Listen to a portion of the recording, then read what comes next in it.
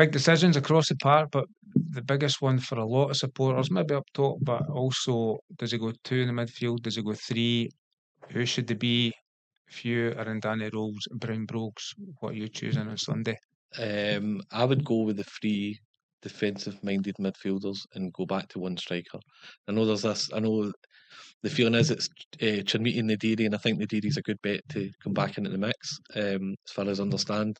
But I would find a way of getting the 3 in the midfield. I still think that Celtic's calling card, if they can get it, Chamberlain and McGregor, there's enough quality in there. So I would go Diomande, Raskin, and Chukwuani as well. I think that Diomande at times, I don't think there's any player at Rangers who goes up and down in the estimations of fans. He's great games, guys. That's the Diomande, and then it's this kind of the highs are high and the lows are low.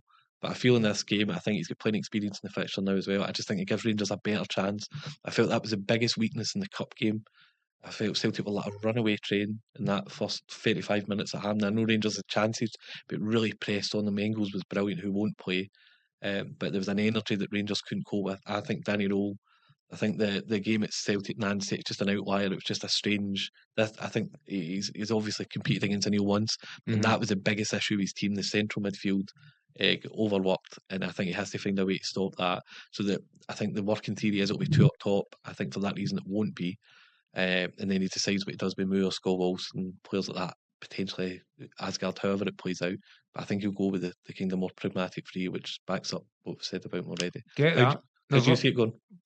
Could be a few debutants here, couldn't they? And the first thing that comes to mind is Rangers will have to deal with Oxlade-Chamberlain, who's pretty certainly start for Celtic. I think he'll definitely start. So there is that, but at the same time at Ibrox, as I did against Hearts, I wouldn't rip up the Hearts template too much for that 4-2 victory the other week. I think Rangers have to be in the front foot and play on their terms. And I think Chukwuani with Raskin